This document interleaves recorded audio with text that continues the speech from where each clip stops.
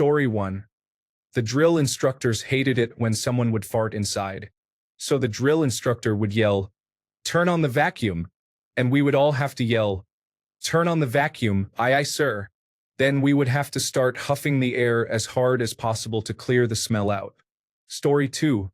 At the Naval Academy, the squirrels are referred to as yard dogs. There are a lot of them. Sometimes you are told to go hunt yard dogs as a form of punishment, literally meaning go chase squirrels. One of my squad mates was given the order to fix bayonets and go hunt yard dogs, which she did.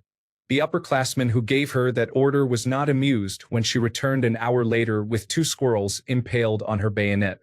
Story 3. We had a guy whose last name was Little John. Right at the peak of Little John the rapper's career. One drill instructor told him that every time he said, "What?" to our Little John, he was to yell as loud as he could, "Yeowa."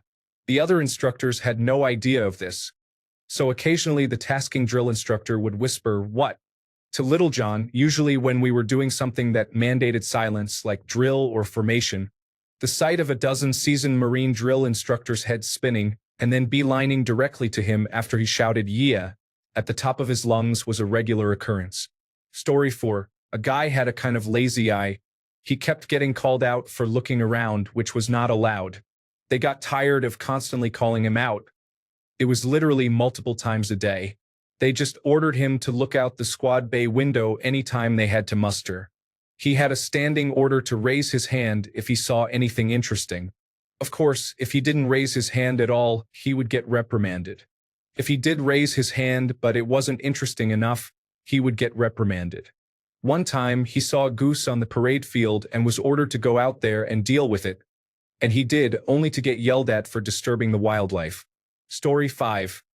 Heard a story about a man who had to whitewash a wall in the 1950s at his army base. When finished, he stepped back to admire his handiwork and accidentally kicked the paint tin over. He watched, mortified, as whitewash started pooling on the tarmac. What to do? Light bulb moment. He painted the pool into a square and said nothing. 30 years later, he visited the camp to find his square still there, freshly painted. If you have ever been in the army, you will understand. Story 6. Literally moved gravel one piece at a time, from one side of the parking lot to the other, and then back in full battle gear in the middle of August in Arizona. Took the squad about 7 hours to complete the task. And yes, it was terrible. Story 7. Boot camp, Army, mid-1990s. We are loading up the equipment after the end of the cycle field training exercise when 3 other soldiers and I are carrying this large Pelican crate toward the truck, and a drill sergeant comes toward us and calls out, "Wait, stop." We quickly set the crate down, and one soldier yells, "Hammer time," while doing the MC hammer dance, the side-to-side one, with his hands still behind his back in the position of parade rest. The drill sergeant yells, "Come here, hammer time. Come here." The soldier follows along behind the drill sergeant over to where the rest of the training cadre were sitting around, including the company commander. The drill sergeant says, "Show the commander what you just did. Go on, hammer time. Show him. And don't stop until he tells you to." The soldier looks from the commander to him and back to the commander again. He suddenly gets this look on his face that says, "Well, I'm already in trouble.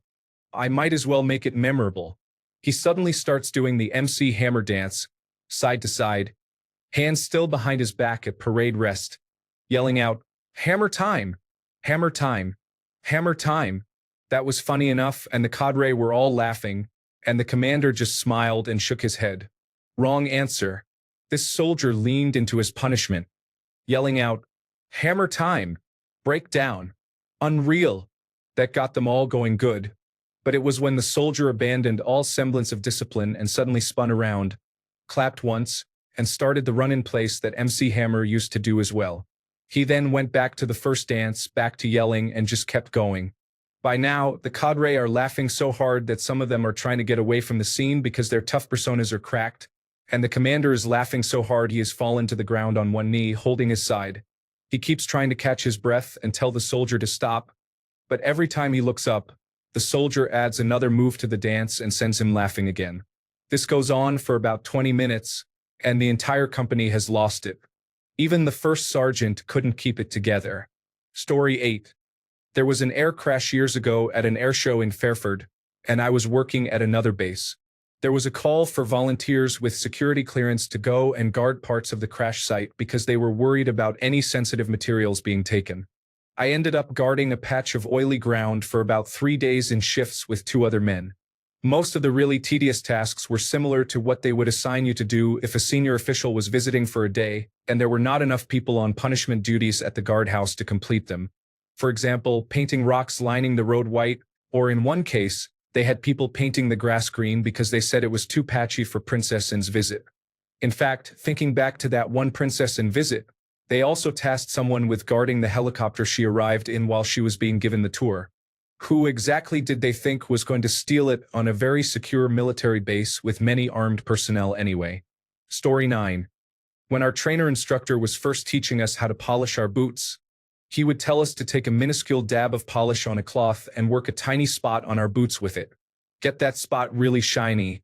It would take weeks to polish your boots this way, and in the meantime they would look unattractive and not be protected from the elements. It was less funny and more just pointless. The master sergeant, who was an actual skilled individual and not a complete idiot like my trainer instructor, wasn't having any of that.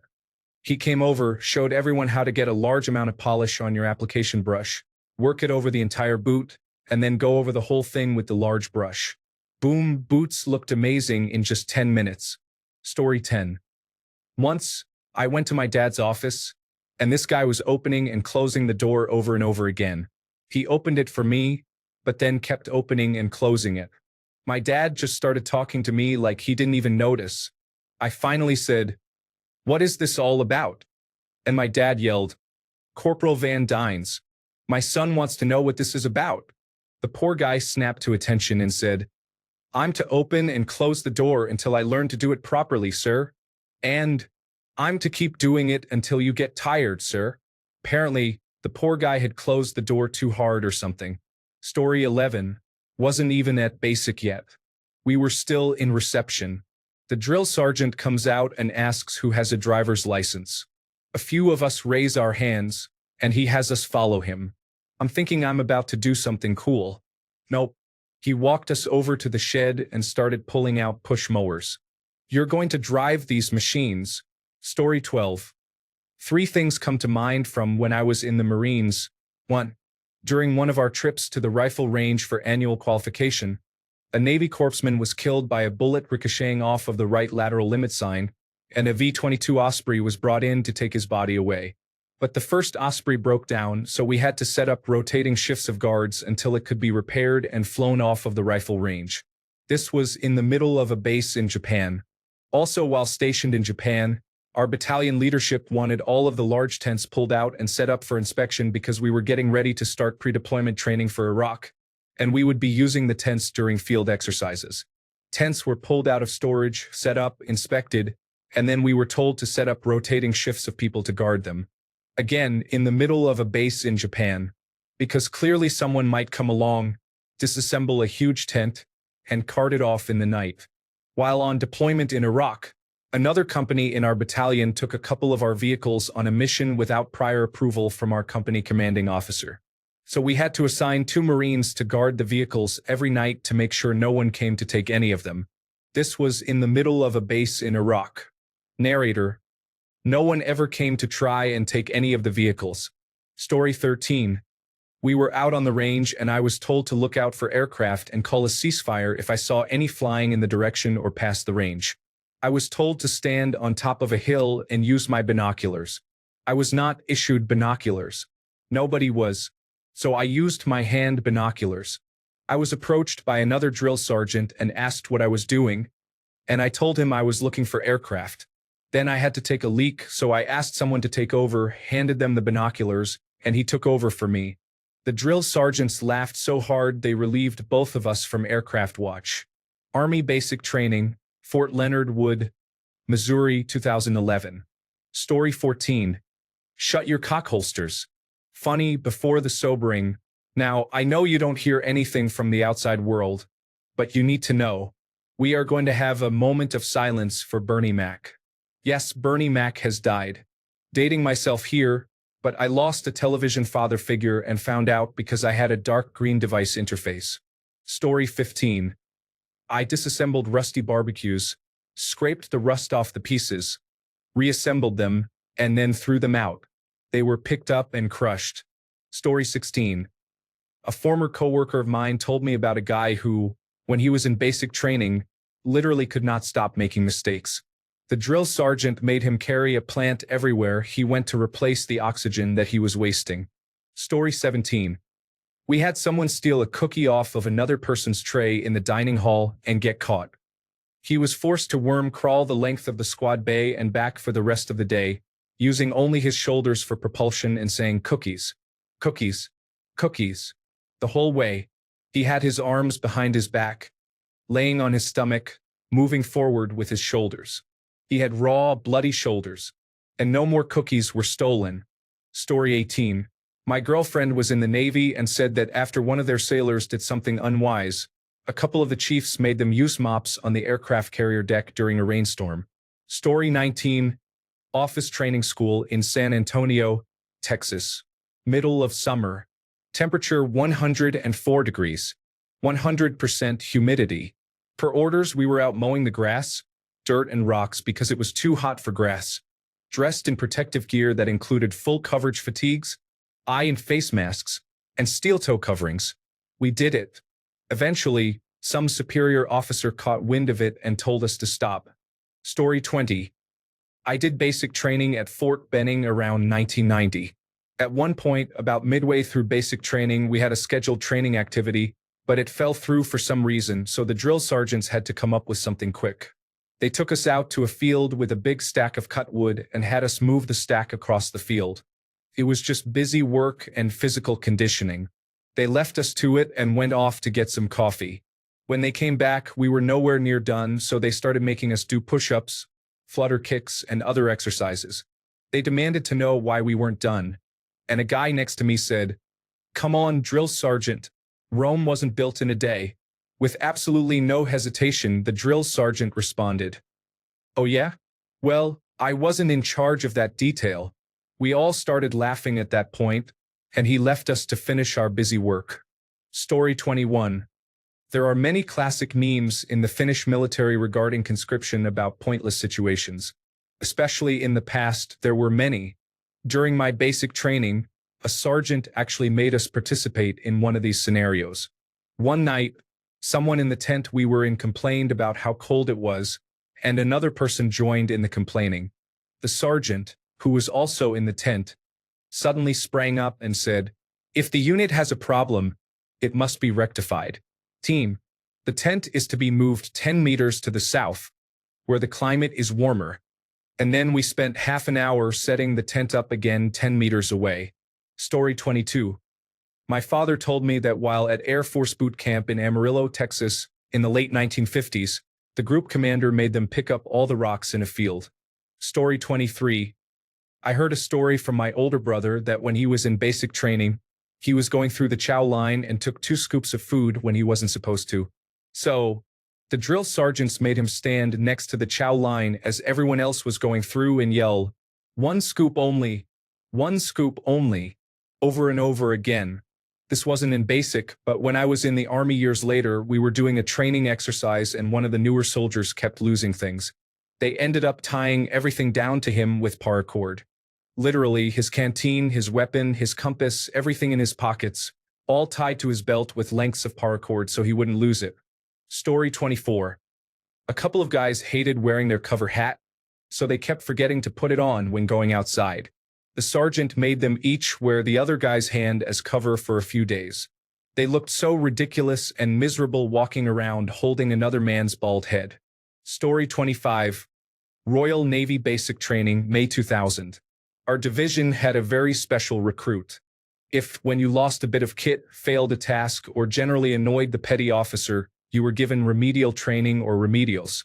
Shoes not buffed correctly? Have a boots remedial, meaning you had to report to the petty officer's office 4 times per day with buffed shoes to prove it was done and get a chit signed. Lost an item? Report to the petty officer's office 4 times per day with the replaced item to prove you still had it and get a chit signed. And so on. Most of us young sailors had at least one remedial action to carry out over the course of our time at Raleigh, as well as the usual program of fun and games that was Phase 1 training. However, our special once-per-generation sailor had multiple remedials every week and even managed to lose his remedials chits. So the petty officer gave him remedials where he had to report with a chit to log the fact he had all of his chits present and correct. Then the little fellow went and lost that. As a division, we never really understood why he was back squatted. I hope he is doing well. He is probably a flag officer at Whitehall now. Story 26. In basic training, we were made to lint roll the floor. The team instructor turned the lights off during an inspection and shined a flashlight at floor level. Of course, he found wool fibers. Because our blankets are wool. Story 27. Polished the restroom trough into a super mirror-like stainless steel finish. No one was allowed to use it in the 4 months we were there. You could drink coffee out of it if you wanted.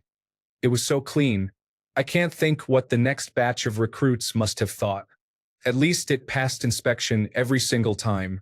Those were the days. Story 28. Oh man. In basic training, our brother Flight was caught whining too much. So we had to go in and read them bedtime stories as they lay in bed in the middle of the day because if they want to act like babies, they will be treated as such. I guess it was supposed to be humiliating for them. We all enjoyed the downtime. Since being in, when deployed, and we are all aircraft maintainers, there was a kid walking up and down a hallway in a bright yellow safety vest with a note taped to the back that said, "Ask me why." So when he turned around and came back towards me, I asked why, and he apparently lost a flashlight. Story 29. A friend received multiple punishments for the destruction of government property every time he nicked himself while shaving.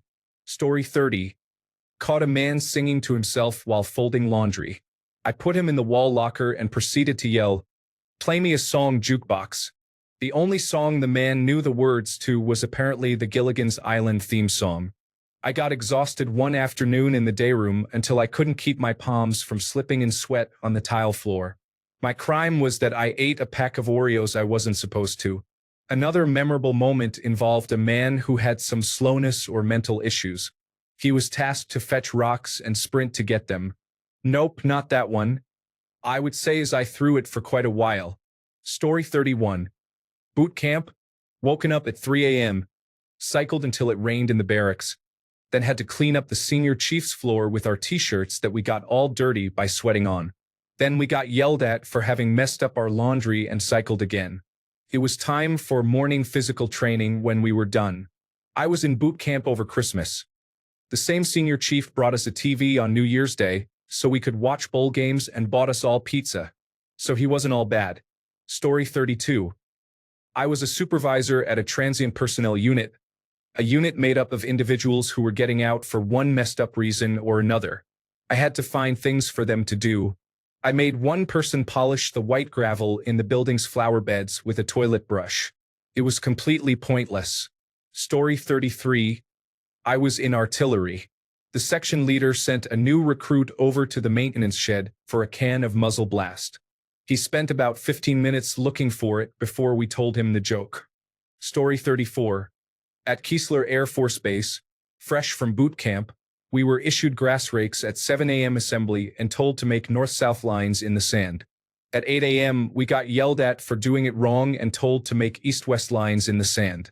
At 9 a.m., we got yelled at for doing it wrong and told to make north-south lines. This continued until noon, when we were all released for the day. We all did that for 4 days and then the weekend arrived. We were free until Monday when classes started. Story 35. One person became very upset about something or someone at the Regional Training Center Great Lakes one time and ended up ripping a toilet seat off. The regional development centers made him wear it around his neck everywhere for a week. Story 36. Blimp watch as punishment in Army intelligence training at Fort Huachuca, Arizona. There is a stationary blimp that is tethered and helps monitor the United States and Mexico border. 12 hours spent making sure it did not float away.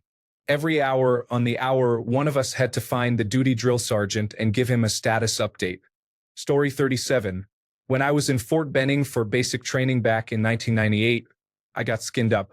I don't even remember what it was for, probably for interrupting the drill sergeant in the staff room like I was asked to buy another drill sergeant. Anyway, this drill sergeant had me start doing jumping jacks. He had to go up to one of the barracks, so he told me to follow him. I had to follow him across the parade area, up the stairs, into the barracks, and back downstairs, all while doing jumping jacks the entire time. He was genuinely impressed when we got back downstairs. Story 38. We had to clean up the spent shell casings from a day at the range. They get everyone in a line called an emu parade, and one of the officers yells to everyone, "You are going to slowly walk and pick up these brass casings. You will do 3 passes of this range, and any brass you find on the second and third pass will be 5 push-ups for everyone, so don't miss any. The first pass goes by, and I have a hat full of brass. No problem. On the second pass, a friend of mine finds a casing, and sure enough, everyone does 5 push-ups, including the corporals. Now I see this and think it's time for a little payback. So every now and again, I grab a shell from my hat and flick it down the line in front of someone else. They pick it up and we do push-ups. It's the end of a 3-month recruit course, so all the recruits are fit as anything, making push-ups a breeze, but the corporals are not so fit. Now there are about 5 of us throwing these casings ahead. We must have done over 100 push-ups by the end of it, with every corporal and sergeant dripping with sweat and struggling to breathe. I was laughing so hard I couldn't breathe by the end of it. I missed those clowns. Story 39. At Marine Corps Recruit Depot San Diego, which is alongside San Diego International Airport, if you were caught looking at a plane taking off, you would have to chase the plane and bring it back to the drill instructor. Story 40. We had a person who was completely unhelpful and pretended to be injured to avoid difficult tasks. Our section commander made him perform eyebrow raises for a couple of hours instead of push-ups. Story 41. I got one. I'm 5 feet 2 inches tall, male, and I joined the military at 17 years old and I was scrawny. In basic training, there were all the short jokes, but one particular drill sergeant decided that I and a few other short soldiers had to perform the Lollipop Guild song from The Wizard of Oz, including the dance number. It was humiliating. In that song, the guys kicked their feet out and I accidentally kicked a rock at one of the other drill sergeant's boots, so he took it as intentional and punished us for it. More than a decade later, I am still upset about it. Story 42. Canadian Forces Detachment Dunedin, a militia summer training camp, late 1980s. The legendary punishment for defaulters was to change the water in the puddles on the parade square. Mop it up and pour out fresh water from a bucket you refilled 200 meters away. Repeat. Story 43. Obligatory not me, but my dad told me a story from when he was in basic training where he was laughing at some guys getting punished. The drill sergeant made him do a punishment called raid for half an hour. Raid involved lying on your back with your arms and legs in the air, repeating, "I'm a dying cockroach." Raid got me the entire time. Story 44. When I was in boot camp for the Navy in the mid-2000s, our compartment was all at attention, waiting to go into where graduation was held with all the other new recruits to meet the captain at the time.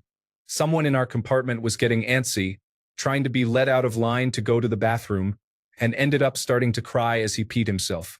Another guy in our compartment started laughing at him.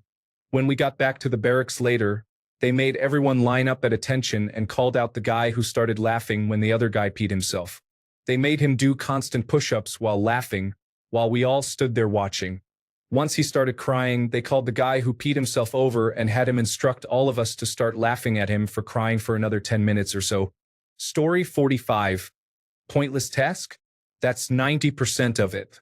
The colonel got caught with his feet up at headquarters because no one called out the 3-star division commander entered the building. Cue us straightening poles along all the walking paths and cleaning cigarette butts out of turtle ditches for 3 days. Spent a weekend laying mulch around trees for getting caught walking on the grass. So you want me to walk on it more? We had a major inspection and our room was plastered floor to ceiling with centerfolds. We were told you couldn't show crotch, so I went around slapping post-it notes over all the inappropriate images. It was allowed because I guess they were afraid of what I would think up next, or they didn't think there was enough time to tear them all down. I wrote, "Does your wife know you're looking at this?" on the back of one. Guess which one the 06 flipped up? Yup. He didn't say anything, just turned around and left. I burst out laughing while everyone above my E3 rank was trying to see what it said. Story 46. We had a person in basic training who laughed at something the drill instructor said. A lot of the things they say, ripping into others, are quite humorous, by the way. The person who laughed was made to stand in the hallway and laugh for about 10 to 15 minutes. We continued with our tasks, hearing a monotone ha ha ha while we did. Story 47. I got caught leaning against a wall in the barracks. From then on, if I was in the hall and someone approached, I had to hold the wall with both hands and yell, "Caution! Falling wall!" I also walked too close to the drill sergeant's table in the dining hall once. After that, whenever someone else got too close, I would have to run around the table, waving my arms and yelling, "No-fly zone!" Story 48. When I was in basic training in the Army, we had a guy who had an unfortunate incident. From that point on, until we graduated, he was known as Schittler. I do not remember his actual last name, just the name the drill instructor gave him. Story 49.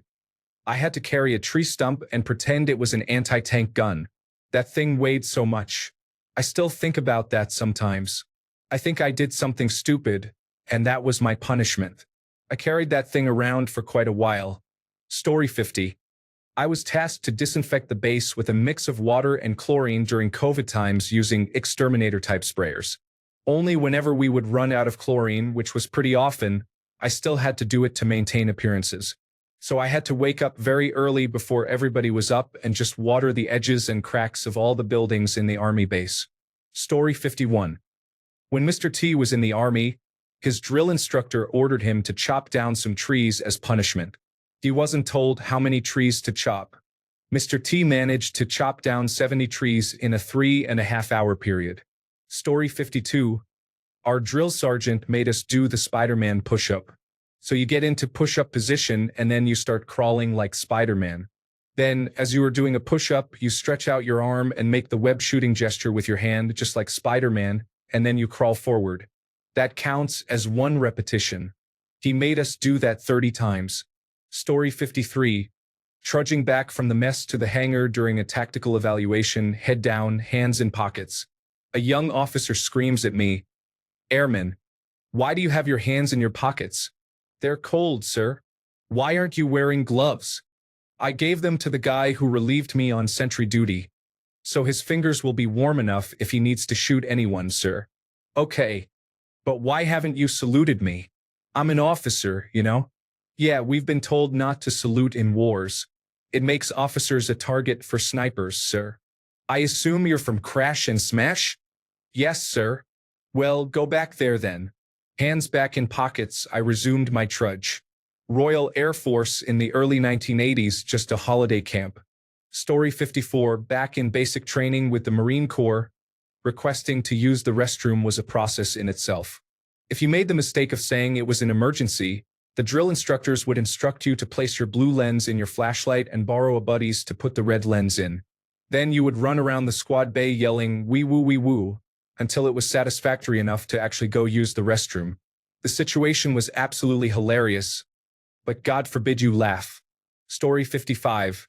In the Air Force, at your first permanent duty station, we would send you to the other side of the base to get jet wash.